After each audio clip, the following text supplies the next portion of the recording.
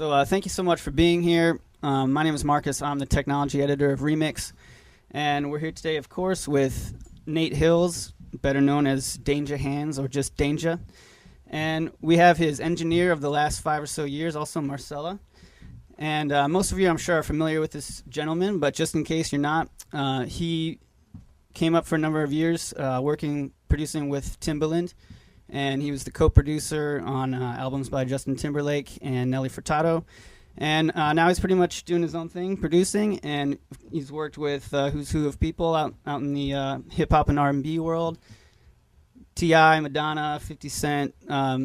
He worked a lot on the latest Britney Spears album, which just came out, and he's got some stuff on a lot of upcoming things as well, Missy Elliott's new album for next year. But today we're gonna talk specifically about one track that he did. It's over a year old now, but it's the DJ Khaled track, We Takin' Over. You may have heard, I'm sure you've heard it before, but we've got the whole session right here in Pro Tools 8, and shout out to DigiDesign who supplied us with the HD rig for this. Let's jump right in and let's listen to a bit of the track, maybe just a verse and a chorus worth, and then we'll talk specifically about the production process and techniques for this track.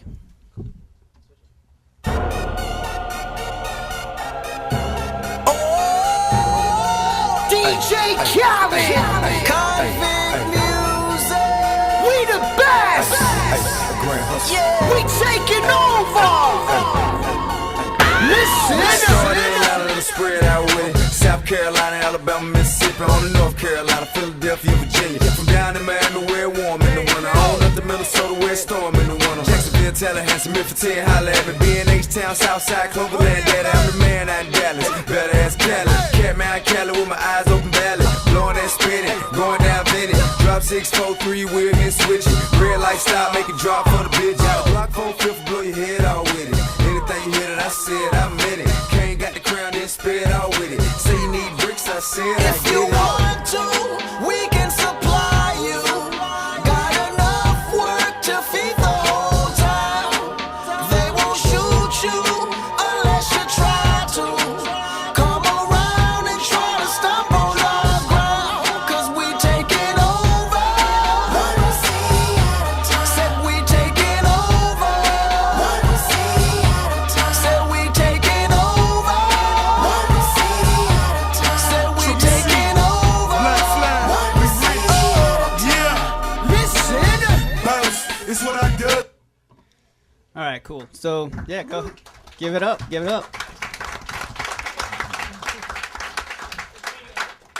So, let's talk about, if you can remember, specifically what kind of synths you used. I mean, that dun, dun, dun, dun, dun, that's, one of the hooks of the song. So, can you talk about how you got that sound? It's a program I use called Vanguard. I don't use it. I haven't used it in a while. But this particular program, you have all different types of arpeggiation settings. You can edit it and do whatever you want. Sometimes you hit it and it just play a pattern. But I just take it and kind of chop it like I play the keys as if I'm hitting a sampler. Mm-hmm. And that's what I did on that one, and just sampled what I did and looped it in the MP, and that I built the rest of the track around that song. So that one sound, I like to take one particular sound, like you said, would be the hook of the record, and build everything else around that sound. So that was the first sound I actually started. No, actually I started with the drums and put that sound on top of it. And all the rest of the music I built around that sound. So, did you also use Vanguard for the organ, so the pad sound that plays the chords in the intro? The chords are plug sounds. They have some nice choirs in there, and I stack a couple of choirs or a couple of pads, put them together. That's it. What else is it? Sample tank for the other choir sound, the one that's going back and forth.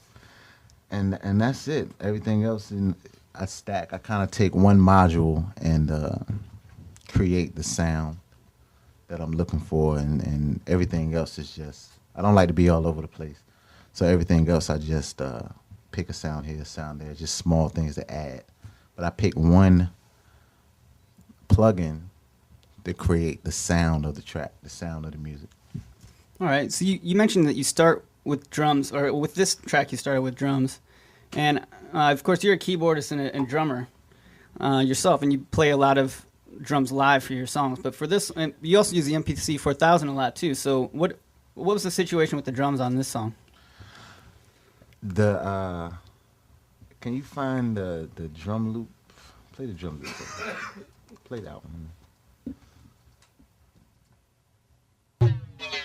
That one. That was a totally different track. Okay. I did a totally different beat with that sound, with that drum loop. And I slowed it down or just found another, a whole nother pitch. And then I play the second, mute that one and play the second one.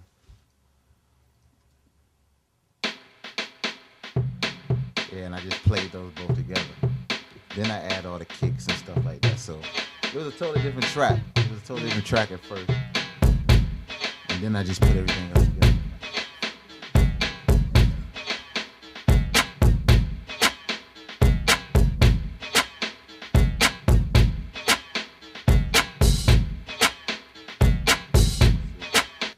I just keep adding until I just get it sonically sounding how I want it to sound. But the first two drum loops created the pattern. Mm-hmm. Every other drum is creating the hit and the pop and the snare and just accenting the sound of the drum loop. All right. So when you are doing things in the MPC, and then you bring it into Pro Tools or whatever DAW you're using, do you record through the analog outs, or do you just transfer them digitally? Everything I do inside the MPC is sampling. Mm-hmm. I'm running sampling. I'm playing everything live out the keyboard. And then we 2-track it through. Nothing is file transferred. It's all analog out. Yeah, it's all analog out. And she records everything. And I don't really, I do what I can.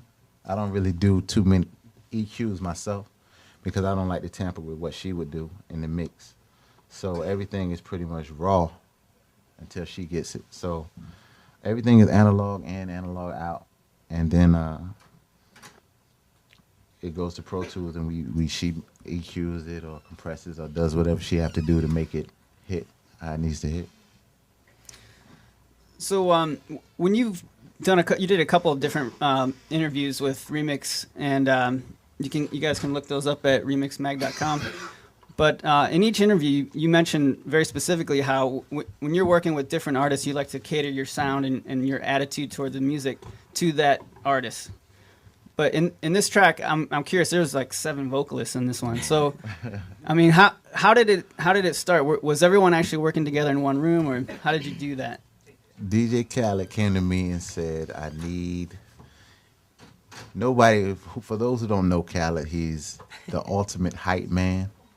So I guarantee you he will come into the studio and pump you up to make one of the hottest tracks you will ever make that night. He's a visionary. He's an incredible visionary. And he came to me practically with the sound and the song done in his head. He said, I'm going to get this person, I'm going to get that person, watch, it's going to be big. It's gonna da. So I'm like, all right. So he came to me with this vision, and I told him, I said, just leave me alone, don't come in the studio until I'm done. I just like to be alone sometimes and work until I come up with just get my vision out. And I came in, and I did the basis of that. Everything was pretty much done. And then he came in and heard it. For those of you who know Khaled, he's a big guy. Love him to death. He got so excited, he took his shirt off. He walking around the studio and he's rapping everybody's part.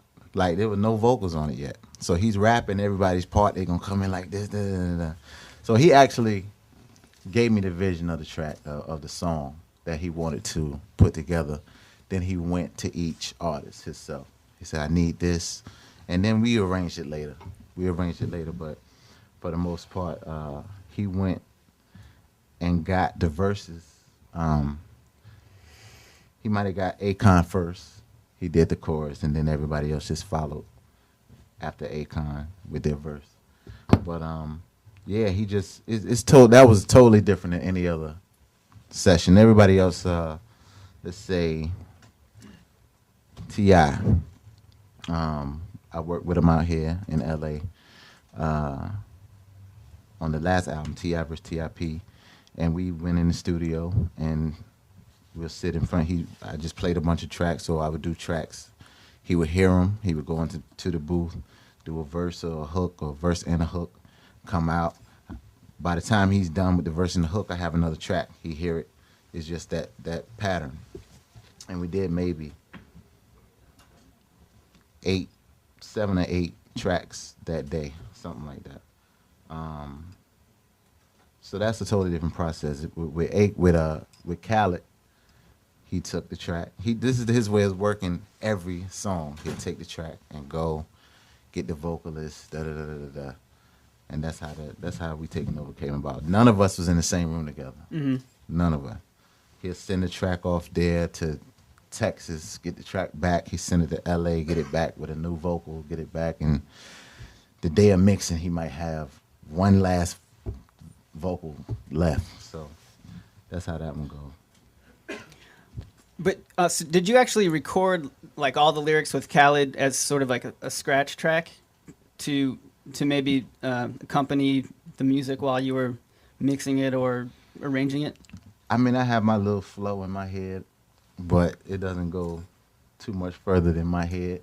Mm-hmm. And like I said, Khaled was the main visionary on this track. So he's rapping everything. And I know he took that he met with Wayne or met with Baby and told him, look, I want you to come in right here and perform for him or do whatever he does to get it done. And that's how it is. Sometimes I do go in the booth and I may sing a melody or I may sing do a little rap flow or whatever, just to get my idea down, what I hear on the track.